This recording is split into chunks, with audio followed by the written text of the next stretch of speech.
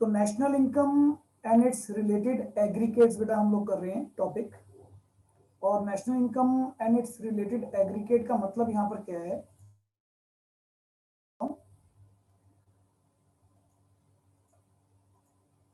Domestic territory of a country. बेटा ये topic हो सकता है आप में से कुछ स्टूडेंट ने कर लिया हो, मैं इसी के साथ लेके चल रहा हूँ आज complete. So because this is the first class of merging students, तो ताकि कोई प्रॉब्लम ना आए, इशू ना आए। अब इसके अंदर है क्या बेटा, डोमेस्टिक टेरिटरी आपने पढ़ा था लास्ट क्लास में भी कि it is the geographical territory administrated by the government with in the person goods capital circulate freely, जिसमें सभी लोग बेटा फ्रीली जा सकते हैं, मूव कर सकते हैं। लेकिन मैंने ये भी बताया था बेटा डोमेस्टिक टेरिटरी में कुछ और भी इंक्लूड होता है, वो क्या क्या होता है।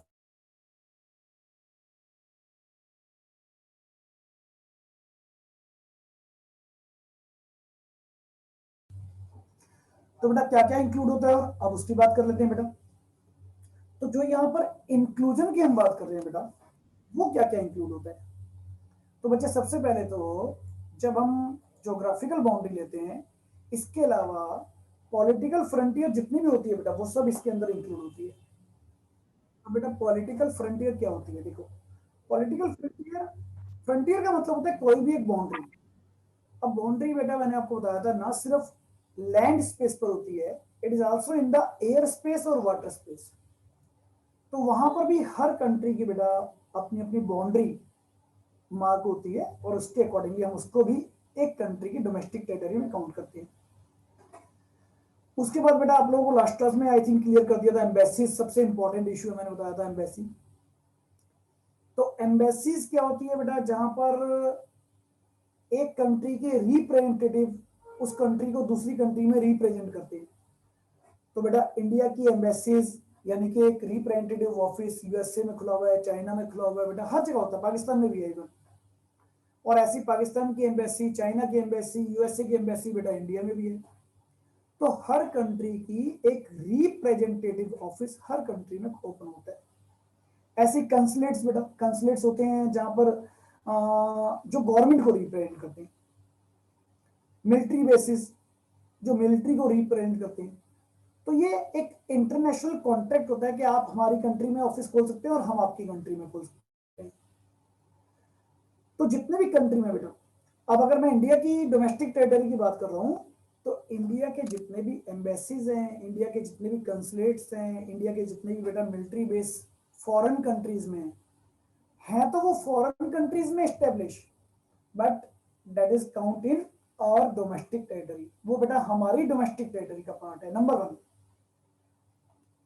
नंबर 2, अगर उनकी कंट्री की एम्बेसी मेरी कंट्री में है तो बेटा दैट इज नॉट इंक्लूडेड, ध्यान रखिएगा, वो इंक्लूड नहीं होगी हमारी डोमेस्टिक टेरिटरी में, वो उनकी डोमेस्टिक टेरिटरी, इवन इंडिया में सिचुएटेड है तो भी।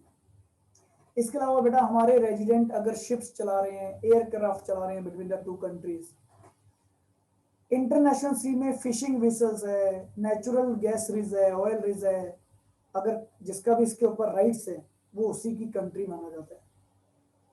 तो हालांकि बेटा इसके अंदर मैंने आपको बताया भी था, फिर बता दूं हमें क्या ध्यान रखना है, हमारे लिए जो इंपॉर्टेंट टर्म है बेटा दैट इज एम्बेसीज, क्योंकि क्वेश्चन इसी के ऊपर आता है बेटा। इसके अलावा बाकी जो जिस कंट्री में है वो उस कंट्री की डोमेस्टिक टेरिटरी माना जाएगा।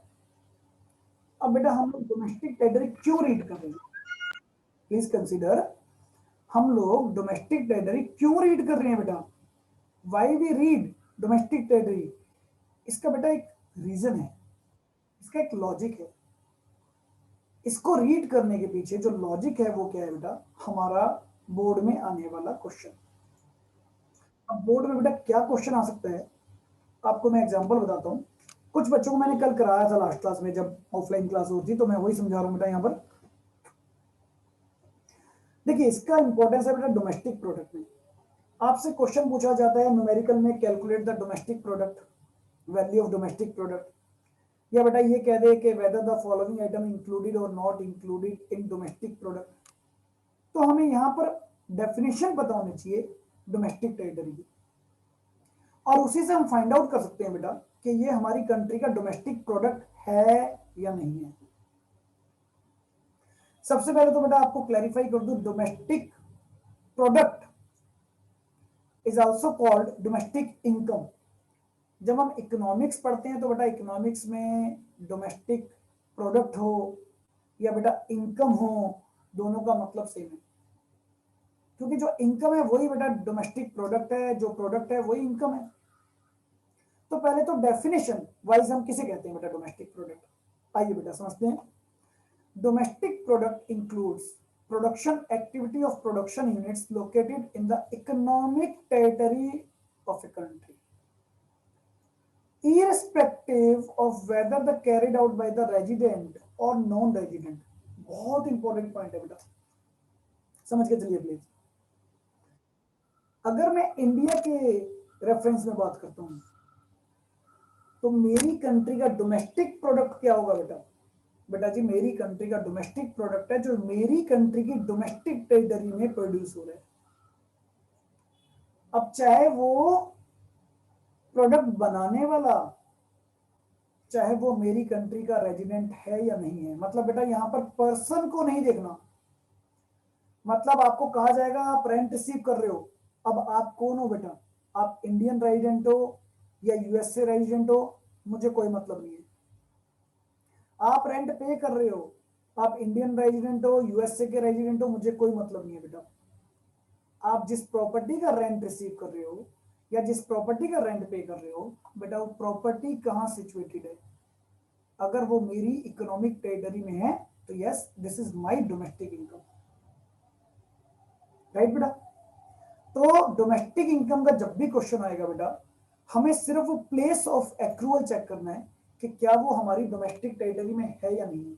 अब डोमेस्टिक टेरिटरी क्या होती है, geographical boundary, air boundary, water boundary और हमारी एम्बेसीज, राइट। अब डोमेस्टिक में बेटा हम एक ग्रॉस लेवल पे भी पढ़ते हैं और एक नेट लेवल पे भी, जिसको आगे आने वाली क्लासेस में क्लियर किया जाएगा। अब फॉर एग्जांपल इसका क्वेश्चन कैसे कंडक्ट किया जाता है बेटा, एंड डोंट वरी पीपीटी कहीं बाहर से नहीं है बेटा, जो नोट्स आपको प्रोवाइड कर रहा हूँ पीडीएफ वही है, तो आप रीडिंग करेंगे तो उसमें से मिलेगा पूरा।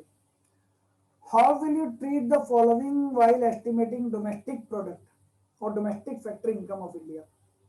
क्वेश्चन पूछा जाता है बेटा कि आप इनको कैसे ट्रीट करोगे।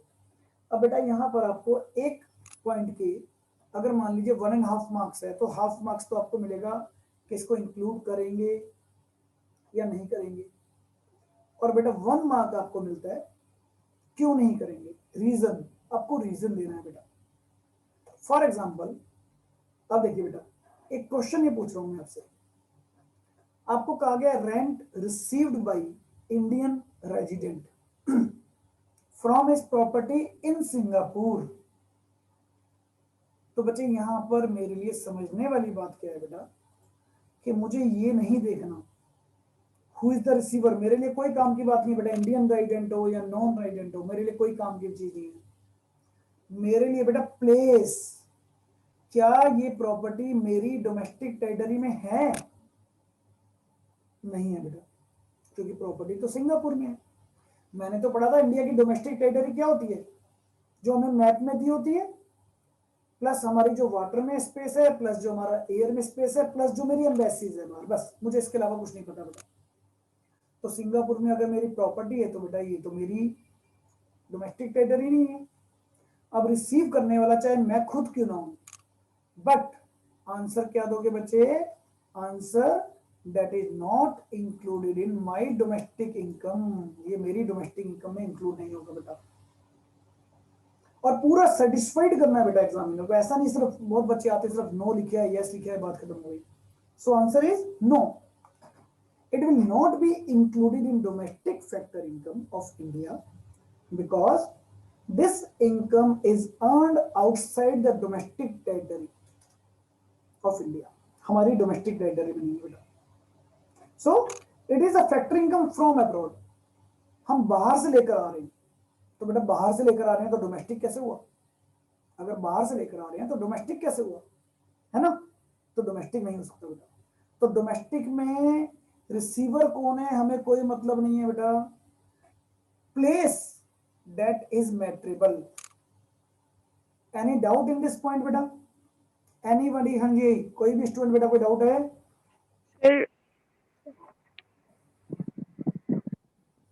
एनी डाउट बेटा? सर अगर वो डोमेस्टिक नहीं है तो सर मतलब क्या है इसका, कि हम मतलब उसका टैक्स नहीं देंगे? नहीं बेटा, यहाँ इकोनॉमिक्स में आप टैक्स के बारे में नहीं पढ़ रहे। टैक्स हम लोग ना डोमेस्टिक इनकम पे देते हैं ना नेशनल इनकम पे देते हैं, टैक्स हम अपनी पर्सनल इनकम पे देते हैं बेटा, ठीक है ना? तो यार नेचुरल है, टैक्स देता है कि इंडिया का रेजिडेंट। हम पढ़ रहे हैं बेटा मैक्रो, मैक्रो का मतलब हम पढ़ रहे हैं बेटा डोमेस्टिक इनकम तो यहाँ पर बेटा टैक्स तो कोई मैटर नहीं है, टैक्स आप पर्सनली अपनी इनकम पे देते हो बेटा, जहां से भी आपने इनकम कमाई है आप उस पर टैक्स हो गए, तो that is not matter of this part, ठीक है ना? सो बेटा फर्दर आगे। सर तो मतलब ये जैसे डोमेस्टिक इनकम नहीं, लाइक इंडिया के डोमेस्टिक इनकम नहीं होगी, राइट? जी, तो ये नेशनल इनकम में इंक्लूड होगी लाइक? नहीं बेटा, नेशनल की मैं बात नहीं बता रहा आपको, नेशनल के बारे में आज डिस्कस करेंगे सेकंड लेवल पे, आपको बताऊंगा यही क्वेश्चन नेशनल से भी समझाऊंगा फिर आपको, ठीक है ना? ओके। फिलहाल डोमेस्टिक का कॉन्सेप्ट समझा रहा हूँ कि डोमेस्टिक में इंक्लूड नहीं होगा बेटा। अब इसके बाद बेटा नेक्स्ट कॉन्सेप्ट है, जैसे एक और एग्जांपल है, salary received by Indian resident working in Russian embassy बेटा।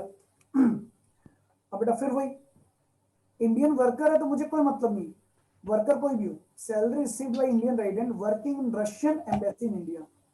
अब बेटा जो जहां से पैसा मिल रहा है वो कहां पर है बेटा, इंडिया में है बाहर में है? हाँ जी, सर बाहर है। बाहर है बेटा, वेरी गुड। क्यों? क्योंकि रशियन एम्बेसी है बेटा, मैंने आपको बताया था एम्बेसी जिस कंट्री की होती है ना उस कंट्री की डोमेस्टिक टेरिटरी है। इंडिया की एम्बेसी बाहर होगी तो मेरी डोमेस्टिक टेरिटरी है, रशियन एम्बेसी बेटा इंडिया में होने के बावजूद भी मेरी डोमेस्टिक टेरिटरी नहीं है, वो बाहर की टेरिटरी है, तो वो उसकी डोमेस्टिक इनकम में काउंट होगी। तो that means no, it will not included in domestic factor income of India because Russian embassy in India is not the part of domestic territory of India. So this income is not earned within the domestic territory of India.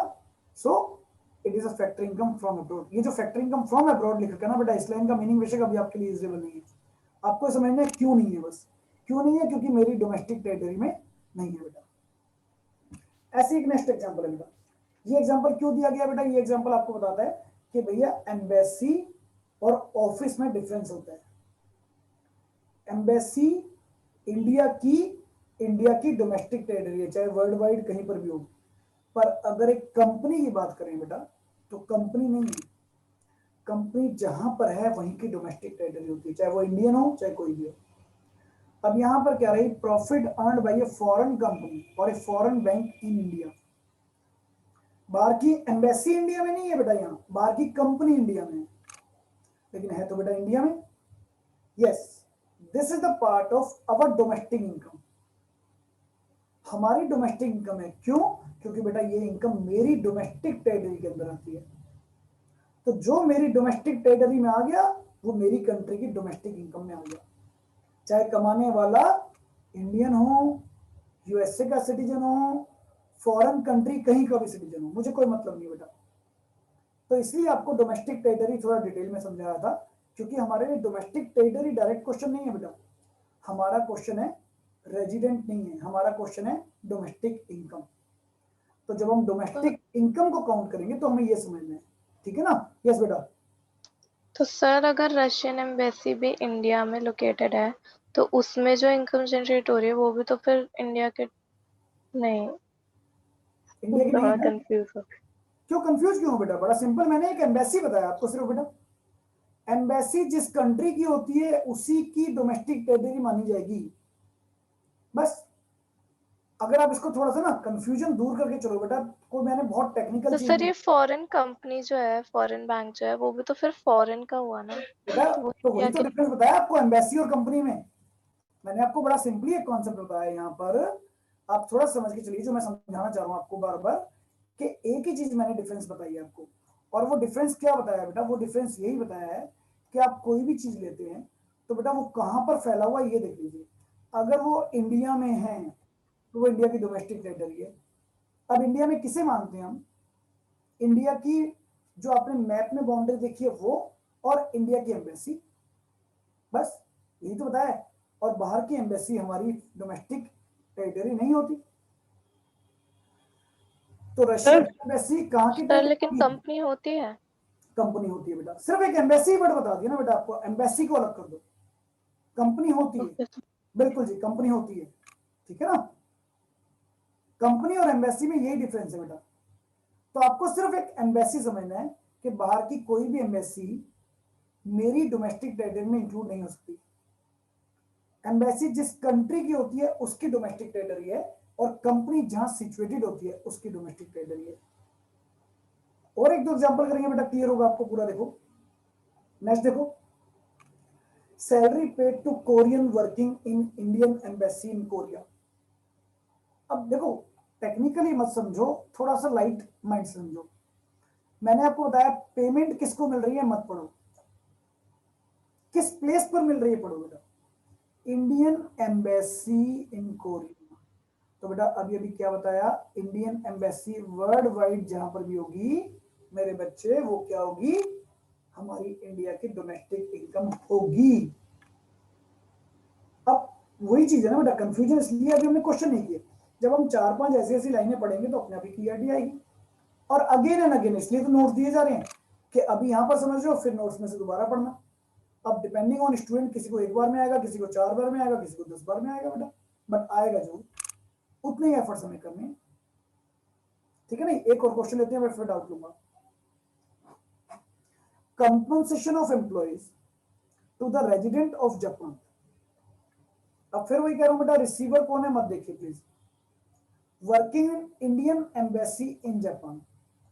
अब भाई पहले Indian embassy Korea में थी, अब Indian embassy Japan में है। Indian embassy है बेटा, एम्बेसी को बिल्कुल अलग वीआईपी ट्रीटमेंट देना आपको। तो बेटा जी एम्बेसी अगर इंडिया की है तो डोमेस्टिक टेरिटरी कहाँ की हुई?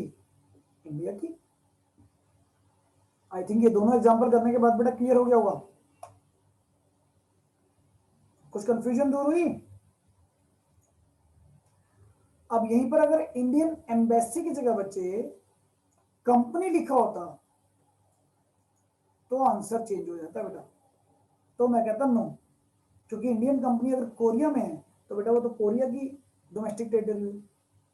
तो इसलिए बता रहा हूं बेटा, embassy is different from the company, और we can say embassy is different from any other concept. अब इसके बाद बेटा फॉर एग्जांपल लो कंपनी का क्वेश्चन आ गया। Profit earned by a branch of State Bank of India in Japan. अब ये एम्बेसी नहीं है बेटा, कंपनी है। एसबीआई एक कंपनी है ना, बैंकिंग कंपनी है जापान में। अब ये इंक्लूड नहीं होगी बेटा, क्यों? क्योंकि कंपनी है जापान में हमारी, एम्बेसी नहीं है बेटा। तो that is the domestic territory in Japan, तो that is a part of Japan domestic income, not us. हमारी डोमेस्टिक इनकम कोई नहीं बेटा। तो that is a main difference. तो मैं बार बार बोल के चल रहा हूं, मेरी डोमेस्टिक इनकम में क्या आएगा? जो पैसा मेरी डोमेस्टिक टेरिटरी के अंदर कमाया गया है वो मेरी डोमेस्टिक इनकम में आएगा। यानी कि मेरी पॉलिटिकल मैपिंग बाउंड्री, जो मेरी मैप की बाउंड्री है बेटा वो, और मेरी एम्बेसीज वर्ल्ड वाइड, बस दो चीजें ध्यान रखनी है आपको। इसके अलावा कोई भी इनकम मेरी यहां पर डोमेस्टिक इनकम नहीं होगी। तो दैट्स वाई बेटा हमने जो रीड किया, समझो इस चीज को, हम लोगों ने पहले क्या पढ़ा? Domestic territory. मैंने आपको पहले ही बताया कि डायरेक्टली बेटा ये क्वेश्चन नहीं आएगा, लेकिन इसको क्यों रीड किया बेटा? इसको रीड किया हमने इसके लिए कि हमें ये पता लग जाए कि हमारी डोमेस्टिक इनकम में या बेटा डोमेस्टिक प्रोडक्ट में क्या आएगा, ये आपको पता होना चाहिए। ठीक है, क्लियर बेटा? अब इसके यस बाद सर। बेटा एक टॉपिक और करते हैं, that is also sir important. एक डाउट था बोलिए बेटा, फटाफट से बोलिए। सर, जो प्रॉफिट, सर एक बार पीछे करिएगा इसे, स्लाइड को सर, और पीछे। सर इसमें आपने एक बार बताया था, एक स्लाइड में था profit earning bye foreign company और फॉरेन बैंक। तो सर प्रॉफिट अर्निंग इंडिया को हो रहा है यहाँ पे? बेटा इंडिया के अंदर हो रहा है, इंडिया को नहीं हो रहा, मैंने कहा इंडिया के अंदर हो रहा है। इंडिया के अंदर हो रहा है तो हमारी डोमेस्टिक इनकम में काउंट होगा, ठीक है ना?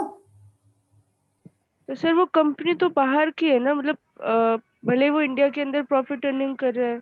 तो बेटा ये नेशनल इनकम नहीं पढ़ा रहा मैं, अभी डोमेस्टिक इनकम पढ़ा रहा हूँ ना। जब नेशनल इनकम आएगा तब मैं आपको समझाऊंगा ये चीज कि प्रॉफिट बाहर का हो रहा है। बिल्कुल आपकी बात ठीक है, आपकी बात बिल्कुल ठीक है बेटा, लेकिन डोमेस्टिक इनकम और नेशनल इनकम में यही तो डिफरेंस है। डोमेस्टिक इनकम में ये नहीं कह रहा हमारी इनकम, मैं कह रहा हूं हमारे यहां कितनी इनकम हुई है। दोनों में डिफरेंस होता है ना बेटा, समझ गए? Yes sir. एक होता है हमारी इनकम, एक होता है हमारे यहां पर कितनी इनकम हुई है। तो बेटा मैं अभी हमारी इनकम नहीं पढ़ा रहा, मैं कह रहा हूं हमारे यहां कितनी इनकम हुई है। तो डोमेस्टिक इनकम का मतलब बेटा हमारे यहां पर कितनी इनकम हुई है, राइट? अब हमारी सर हमें बस एम्बेसी याद रखना है या और कोई भी उसके साथ, मतलब जो बाहर कंट्रीज में है बस हमें एम्बेसी के लिए याद रखना है कि वो बाहर की country- एम्बेसी, ओनली एम्बेसी। पूरे क्वेश्चन पेपर में, पूरे चैप्टर में एम्बेसी के अलावा कोई स्पेसिफिक वर्ड नहीं है बेटा, ठीक है? Okay sir. अब मैं धीरे धीरे आ रहा हूं बेटा हमारी इनकम पर। हमारी इनकम को हम बोलते हैं नेशनल इनकम। अब उसका कॉन्सेप्ट समझाता हूं, तब आपको दोनों मिक्स कॉन्सेप्ट समझाऊंगा, तब क्लियर हो गए। इसके लिए बेटा पहले छोटा टॉपिक पढ़ना है आपको, रेजिडेंट। देखिए हु इज रेजिडेंट, पहली चीज तो मैं समझा दूं बेटा, सिटीजन और रेजिडेंट में डिफरेंस होता है। देखिए सिटीजन और रेजिडेंट वर्ड सेम नहीं है, काफी स्टूडेंट्स को सेम समझते हैं, बट टेक्निकली बेटा इनमें डिफरेंस है।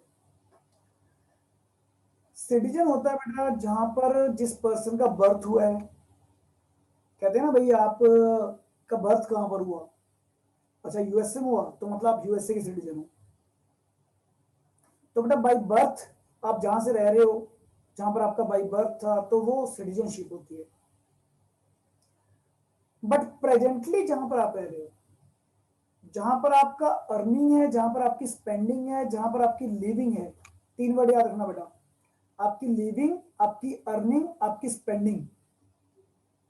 तो बेटा आप उस कंट्री के आज की डेट में रेजिडेंट हो। अगर मान लीजिए आप में से कोई यूएसए से आया हुआ है, लेकिन आज आप इंडिया में सेटल हैं और आज आप इंडिया में जॉब करते हैं, यहीं फ्लैट लेकर रहते हैं, यहीं खर्च करते हैं, यहीं खाते पीते हैं, तो बेटा आज की डेट में आप यूएसए के नहीं इंडिया के रेजिडेंट हैं आज की डेट में, क्योंकि आपका खाना कमाना, आपका इकोनॉमिक इंटरेस्ट इंडिया के लिए। अगर आप 2 साल यहां रहकर बेटा फिर यूएसए वापस चले जाते हैं। तो बेटा 2 साल आप यहाँ के रेजिडेंट हैं, और जब आप वापस यूएसए गए तो आप यूएसए के रेजिडेंट बन जाएंगे। Resident every year can be change, समझे आप? तो दैट मीन्स रेजिडेंट का मतलब आप इस साल किस कंट्री में रहे हैं। तो कोई भी रेजिडेंट हो सकता है मेरी कंट्री का सिटीजन ना हो, या कोई भी मेरी कंट्री का सिटीजन हो सकता है मेरी कंट्री का रेजिडेंट ना हो। अब मान लीजिए पैदा आप इंडिया में हुए और आज की डेट में बेटा आप यूएसए में सेटल हो, जॉब वहीं कर रहे हो, तो क्या हुआ बेटा? तो इसका मतलब आप इंडिया के रेजिडेंट नहीं है, सिटीजन तो हैं, रेजिडेंट नहीं है। जैसे मैंने कल एक ऑफलाइन क्लास में बेटा आप में से बच्चे होंगे, कुछ मैंने एग्जांपल दिया था। मैंने कहा था कि अमिताभ बच्चन जी हमारे इंडिया के रेजिडेंट हैं, पर जब वो बहुत ज्यादा स्टेज शो करते थे तो बीच में 1-2 साल उनके इतने स्टेज शो इंडिया से बाहर थे, वो परमानेंटली इंडिया से बाहर सेटल हो गए थे 1-2 साल के लिए। वो कहते यार मेरे इतने स्टेज शो हैं, तो मैं एक फ्लैट वहीं ले लिया उन्होंने और वहीं पर 9-10 महीने वहीं रह लिए। तो बेटा उस साल के लिए वो इंडिया में एनआरआई बन गए, वहां के रेजिडेंट बन गए। तो रेजिडेंट का मतलब ये समझिए कि आप जिस कंट्री में रहते हैं, कमाते हैं और खर्च करते हैं, वहां के रेजिडेंट हैं, चाहे आपकी पैदाइश कहीं की भी हो। अब रेजिडेंट बेटा एक पर्सन भी हो सकता है और एक कंपनी भी हो सकती है। अब अगर मैं कहूँ Indian company state Bank of India, तो वो इंडिया की रेजिडेंट है, ठीक है ना? तो इंडियन कंपनी इंडिया की रेजिडेंट है। तो कोई भी हो सकता है ऐसा। बेसिकली 2 चीजों पे डिपेंड करता है, एक तो वेयर द रेजिडेंट या इंस्टीट्यूट जो भी है बेटा, रेजिडेंट और इंस्टीट्यूशन लाइव और is located with in the economic territory for more than 1 year. मतलब आप 1 साल से ज्यादा जहां पर भी रह लिया, आप वहां के रेजिडेंट बन जाएंगे बेटा, वहां के रेजिडेंट बन जाएंगे। 1 साल से ज्यादा जहां भी रह लिया, आप वहां के रेजिडेंट माने जाते हो। वैसे टेक्निकली बेटा 1 साल पूरा नहीं होता। मैंने बताया था कि जो अकॉर्डिंग टू हमारा इंडियन लॉ है, उसके अकॉर्डिंगली 1 साल में 182 डेज होते हैं। एक्चुअली 365 में से 365 में से 182 डेज अगर आप रह लिए तो आप वहां के रेजिडेंट माने जाते हैं। और दूसरा बेटा जो 3 वर्ड मैंने यूज किए थे, आपकी ये एक्टिविटी जिस कंट्री में आप वहां के रेजिडेंट हो। कौन कौन सी एक्टिविटी बेटा? आपकी अर्निंग, आपकी स्पेंडिंग और आपकी लिविंग। एक्मुलेशन, एक्मुलेशन का मतलब क्या है बेटा? जहां आपने घर जोड़ रखा है, अपना इन्वेस्टमेंट जोड़ रखी है, तो उसको लिविंग हो गया ना एक तरह से। तो मैंने 3 वर्ड्स अभी आपको बताए थे। आप में से चैटिंग में बेटा एक स्टूडेंट ने पूछा भी है, तो दोबारा नोट कर लीजिएगा। आपकी अर्निंग, आपकी स्पेंडिंग और आपकी एक्मुलेशन, मतलब कैपिटल फॉर्मेशन जिस कंट्री में है वहां के आप रेजिडेंट हैं। अब बेटा रेजिडेंट क्यों पढ़ रहे हैं, ये भी समझते हैं। रेजिडेंट हम पढ़ रहे हैं बेटा नेशनल इनकम को फाइंड आउट करने के लिए। नेशनल इनकम का मतलब क्या हुआ? हमारी इनकम कितनी है, इंडिया की इनकम कितनी है, इंडिया में नहीं, इंडिया की। Got it? समझ में आ गया? एक बार फिर मैं बताता हूं बेटा, आपके स्कूल में एनुअल डे है, प्लीज समझ के चलिएगा, एनुअल डे फंक्शन है बेटा, और इसमें 3 स्कूल्स में पार्टिसिपेशन किया हुआ है। आपका स्कूल है, आपके स्कूल के 400 स्टूडेंट हैं, सेकंड स्कूल के बेटा 200 स्टूडेंट हैं, और थर्ड स्कूल के बेटा 300 स्टूडेंट है, 300। और ये बाउंड्री हो गई आपकी डोमेस्टिक बाउंड्री। तो बेटा आपकी स्कूल की डोमेस्टिक बाउंड्री में कितने स्टूडेंट हैं? 900। पर आपके स्कूल के कितने स्टूडेंट हैं? 400। दोनों लाइन में डिफरेंस है ना। मैंने फर्स्ट क्वेश्चन क्या रेज किया? How many number of student in your school today? कितने स्टूडेंट आपके स्कूल में? 900। 900। और मैं कहूं how many number of student of your school? 400 बेटा। दोनों क्वेश्चन में डिफरेंस है बेटा। यही मेरे डोमेस्टिक प्रोडक्ट और नेशनल प्रोडक्ट में डिफरेंस है बेटा। इकोनॉमिक्स टेक्निकल है, मैंने पहले ही बताया था बेटा। समझ में आ गई तो इकोनॉमिक्स में फुल मार्क्स है, नहीं समझे तो बेटा पेपर अब वो छोड़ दो कि बुक की लाइनें लर्न करके आप पेपर दे पाओगे, ध्यान रखना। और आज तो जैसा कि मैंने अभी भी बच्चों को बताया था बेटा, नई गाइडलाइन आ गई, अकाउंट्स में भी केस स्टडी बेस आ गया, कल ही डिसाइड हुआ सीबीएसई का। आप लोगों को शायद अभी आई थिंक इंफॉर्मेशन नहीं होगी, बट कल हमारी टीएस ग्रेवाल जी के साथ बेटा मीटिंग थी। तो मैंने बताया भी था एज ए ऑथर हमारी मीटिंग पहले हो जाती है। तो बेटा कल सीबीएसई ने अप्लाई कर दिया, केस स्टडी बेस आपके अकाउंट्स में भी आएंगे अब। तो ये सब चीजें बेटा केस स्टडी बेस है, तो इसलिए समझना जरूरी है इन चीजों को। अब समझो नेशनल प्रोडक्ट क्या है बेटा। नेशनल प्रोडक्ट या national income includes productive activity of residents irrespective of whether performed within the economic territory or outside। अब बेटा बहुत बढ़िया बात है, जब मैं डोमेस्टिक इनकम देख रहा था तो मैं क्या देख रहा था बेटा, प्लेस। तब मैं देख रहा था प्लेस, और जब नेशनल इनकम की बात करूंगा तो मैं क्या देखूंगा बेटा, पर्सन को देखूंगा। वो जो पैसा कमाने वाला है क्या वो हमारा रेजिडेंट है या नहीं है। अगर वो मेरा रेजिडेंट है तो यस वो नेशनल इनकम में काउंट होगा बेटा, अगर वो मेरा रेजिडेंट नहीं है तो नेशनल इनकम में काउंट नहीं होगा। अब जो आपके माइंड में सारे क्वेश्चन आते हैं ना बार बार कि वो तो पैसा कमा के वहां ले जाएगा, यस बेटा बिल्कुल बात ठीक थी आपकी, तभी तो नेशनल इनकम में हम काउंट नहीं कर रहे थे उसे, डोमेस्टिक में काउंट कर रहे थे ना, नेशनल में नहीं काउंट करेंगे। सो एक एग्जांपल ले लेते हैं बेटा इसका भी ना, थोड़ा सा आपको क्लियर होगा, फिर मैं कुछ क्वेश्चन आपके लिए और लाऊंगा। Will the following will be included in gross national product. But बेटा थोड़ा बोरिंग हो जाएगी क्लास शुरू करने से पहले, एक बार आपसे कुछ डिस्कशन कर लेता हूँ फटाफट से। अब बताओ डोमेस्टिक और नेशनल का डिफरेंस समझ में आ गया बेटा? हाँ जी,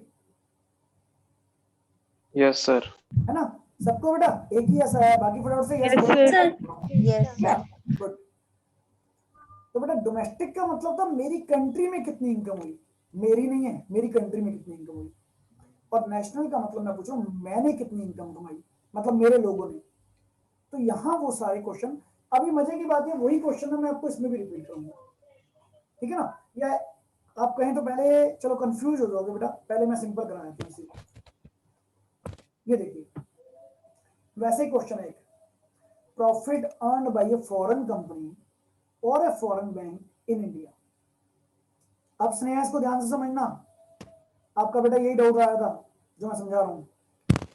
बेटा जी कंपनी ने पैसा कहां कमाया, इंडिया में। अब मुझे प्लेस से कोई मतलब नहीं,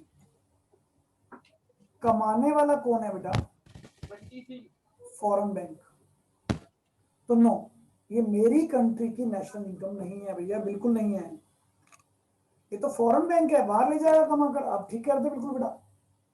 तो मेरी इनकम कोई ना हुई, कोई बाहर वाला आया इंडिया में कमाया और ले गया, तो भाई मेरी इनकम कैसे हुई? मेरे यहां है लेकिन मेरी नहीं है बेटा। तो देखो बड़ा ही सिंपल कॉन्सेप्ट है बेटा। अब थोड़ा सा धीरे धीरे ना क्लियरिटी बढ़ेगी आपकी। अब यहां पर क्या है बेटा, जब डोमेस्टिक इनकम था तो मैंने कहा था किसको देखोगे, डोमेस्टिक इनकम बेटा, प्लेस को देखोगे। अब नेशनल इनकम है तो किसको देखोगे, कमाने वाले को देखोगे बेटा। बड़ा सिंपल कॉन्सेप्ट है। तो आप कहोगे कि ये मेरी नेशनल इनकम में नहीं काउंट होगा, क्यों? क्योंकि बेटा पैसा कमाने वाला मेरा रेजिडेंट नहीं है, मेरी कंट्री का रेजिडेंट नहीं है ये। तो मेरी नेशनल इनकम, मेरी इनकम तो वो होती है ना जो मेरा रेजिडेंट कमाएगा। तो no, because it is a factor income earned by the बाहर के लोग, earned by the non resident. Non resident मतलब ये हो गया ना तो बाहर के लोग हो गए। तो इसका मतलब वो प्रोडक्शन तो यहां कर रहा है लेकिन बेटा पैसा कमा के तो बाहर ले जा रहा है। तो जब आपसे बेटा यही क्वेश्चन पूछेगा डोमेस्टिक इनकम, तो आप कहेंगे yes it is included in domestic income, ठीक है ना। तो आप कहेंगे बेटा yes it is included in domestic income. But बेटा जब यही क्वेश्चन पूछेगा आपसे कि वेदर इट इज इंक्लूडेड और not included in national income, तो बेटा आप कहेंगे नहीं, नेशनल इनकम में ये इंक्लूड नहीं होगा। अब एक ही क्वेश्चन दोनों तरह से आप पढ़ सकते हो, और आई थिंक मेरे ख्याल से अब कोई डाउट नहीं होना चाहिए। फिर भी कोई डाउट है बेटा इसमें ले लो, क्योंकि पूरी क्लास का आज का समराइजेशन है included in domestic income but not included in national income. Yes बेटा। सर ये जो फिर अगर मान लो कोई इंडियन इस कंपनी में काम कर रहा है तो क्या वो नेशनल इनकम में आएगा? नहीं बेटा देखो, इंडियन होगा तो बेटा सैलरी की बात आएगी ना, अभी प्रॉफिट की बात है। प्रॉफिट वर्कर को नहीं कमाएगा, प्रॉफिट तो कंपनी कमाएगी बेटा, अच्छा, है ना। सीधी सी बात है, जो भी कमाने वाला है। अगर आपको यहाँ मैं कह दूं salary, salary earned by the Indian resident in a foreign company situated in India, तो बिल्कुल आएगा बेटा, क्योंकि मैंने क्या बताया, पैसा लेने वाला कौन है, बस ये देखो, पैसा लेने वाला कौन है, बस ये देखना बेटा मुझे। ओके, एक एग्जांपल और देखते हैं। क्या पर्सन डाउट है बेटा? सर उसमें सर नॉन रेसिडेंट कैसे आ गया? सर वो तो इनकम तो उसकी अर्निंग तो इंडिया में ही हो रही है। बेटा वही तो मैंने कहा, प्लेस मैटर नहीं करता। रेजिडेंट का मतलब कि आपका परमानेंट लिविंग स्टेटस का है। फॉरेन कंपनी तो बेटा प्रॉफिट इमीडिएटली बाहर ट्रांसफर कर देती है। आपने सुना होगा ना कि हमारी कंट्री की कंपनी से माल खरीदो, स्वदेशी स्वदेशी, इसलिए तो ये डायलॉग आते हैं। फॉरेन कंपनी कभी भी यहां नहीं कमाती, कमाती यहां है, सॉरी, यहां नहीं स्पेंड करती, उसका लिविंग अपने वहां है बेटा, और तो प्रॉफिट इमीडिएटली ट्रांसफर होता है हेड ऑफिस वहां पर बेटा, right. Okay sir. Any other doubt बेटा? सर अगर मान सर लो कोई इसका इंडियन, वन बाय वन बेटा, हाँ बताओ बताओ, अनुष्का बताओ। सर अगर कोई इंडियन अमेरिका में कमा रहा है तो वो क्या नेशनल इनकम में आएगा इंडिया के? बिल्कुल आएगा बेटा, कंपलसरी आएगा। पर वो रेसिडेंट तो सर अमेरिका का है। नहीं, आपने कहा ना इंडियन, इंडियन का मतलब आपने बोल दिया ना इंडिया का रेजिडेंट है, वो सिर्फ कमाने गया है वहां पर। अगर पर सर आप, सर रह तो वहां पे रहा है ना। नहीं बेटा, फिर लैंग्वेज आएगी ना कि ही सेटल इन यूएसए, यही तो समझाना चाहूँ आपको। अच्छा तो तो चलो सेटल है वो वहां पे तो। नहीं आएगा, तो नहीं आएगा बेटा, फिर वो यहाँ का रेजिडेंट है नहीं ना, फिर तो लिखा होगा नॉन रेजिडेंट। आप समझिए बेटा, ये जो वर्ड है रेजिडेंट और नॉन रेजिडेंट, तभी तो समझाया था रेजिडेंट कौन होता है। तो ये चीज बहुत जरूरी है समझनी बेटा, जब तक आपको नहीं दे रखा नॉन रेजिडेंट है, तब तक आप मान के चलेंगे सिर्फ आप कमाने गए हैं वहां पर। समझो ये चीज। अगर वो कहता है सेटल ओके वहां सर। पर है, तो आप नॉन रेजिडेंट बन गए बेटा। और दो तीन एग्जांपल देता हूं आपको। सर इसका कंसेप्ट तो समझ आ गया, स्टेटमेंट नहीं आ रही समझ। कौन सी स्टेटमेंट बताइए? सर जो आंसर में लिखी हुई है। देखो, आपको आंसर में क्या कह रहे हैं बेटा, देखिए आंसर में कह रहे हैं no, because it is a factor income earned by the non resident. क्योंकि बेटा फॉरेन कंपनी है तो हमारी यहाँ की रेजिडेंट नहीं है ना, ठीक है। सर बट आपने तो भी बताया था कि जो भी यहाँ पे अपनी अर्निंग कर रहा होता है तो उसे रेजिडेंट बन जाता है उस कंट्री का, सिटीजन तीन नहीं चीजें बताई बनेगा। थी बेटा, तीन चीजें बताई थी, तीन चीजें बताई थी। आपकी लिविंग, आपकी स्पेंडिंग और आपकी अर्निंग, तीनों चीजें होती हैं तो। ओके सर, वो स्पेंडिंग नहीं कर रहा है इसलिए वो बिल्कुल, नॉन रेजिडेंट। वो ओके सर। प्रॉफिट कमाकर इमीडिएटली ले जाएगा बाहर, ठीक है ना बेटा। Okay sir.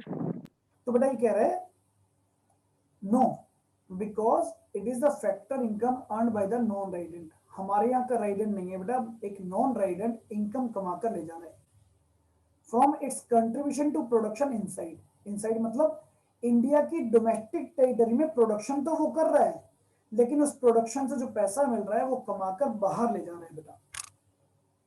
जैसे बड़ा सिंपल कॉन्सेप्ट है बेटा, आप रोज लाइफ में खरीदते हो, आप कोलगेट खरीदते हो, तो कोलगेट वो बना इंडिया में रहा है, लेकिन कोलगेट कंपनी जो प्रॉफिट हो रहा है वो कहां ले जा रही है बेटा? वो अपनी कंट्री में ले जा रही है, यहां नहीं स्पेंड करती वो।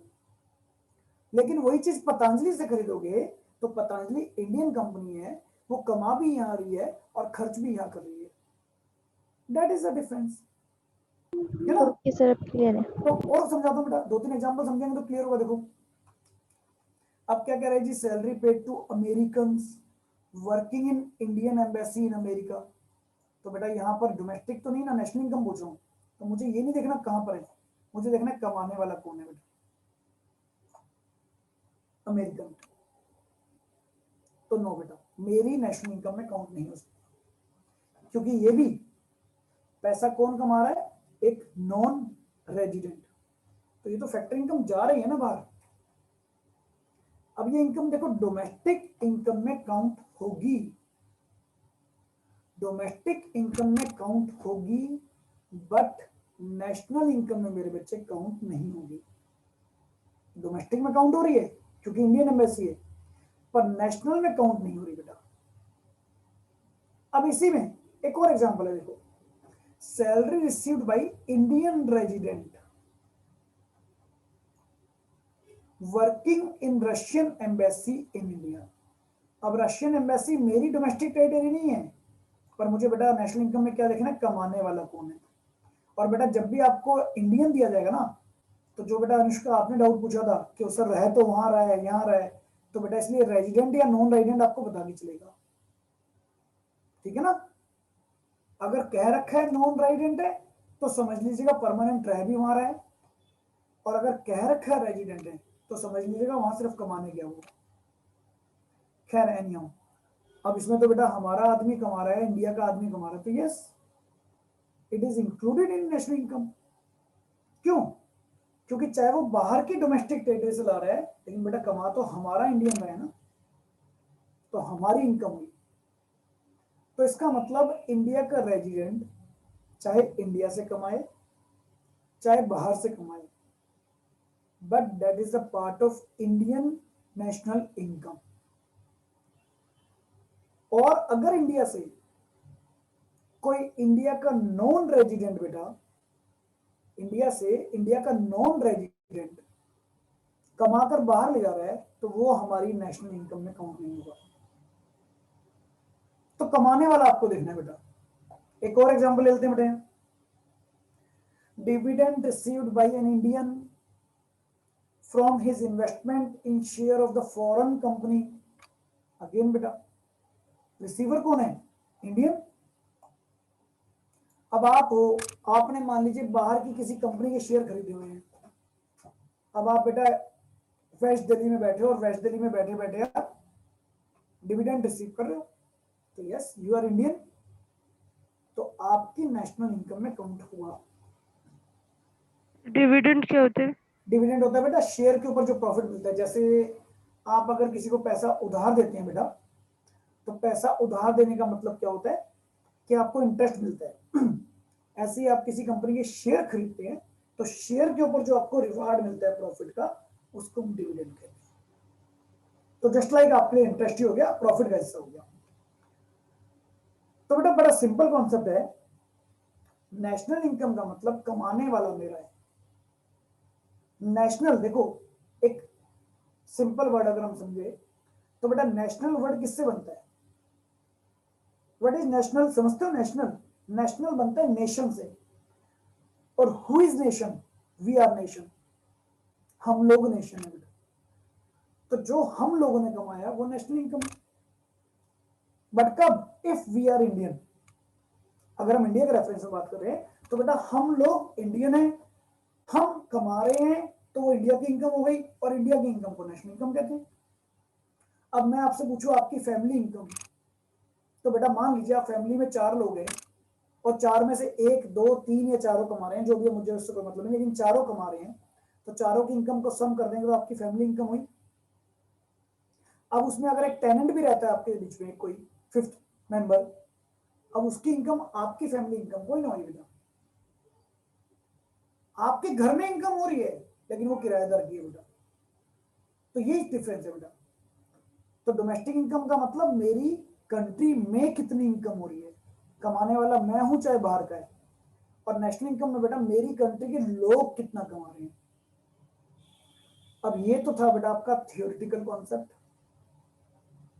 अब नेक्स्ट क्लास में इसी को हम फॉर्मूला वाइज करेंगे बेटा, जिसको न्यूमेरिकल कॉन्सेप्ट कहते हैं। या तो इसका क्वेश्चन ऐसे थ्योरी में आता है, न्यूमेरिकल में तो खैर आएगा बेटा, थ्योरी में 3 नंबर में आता है, न्यूमेरिकल में 6 नंबर में आता है। ठीक है बेटा, आज का जो कॉन्सेप्ट है क्लियर है सबको?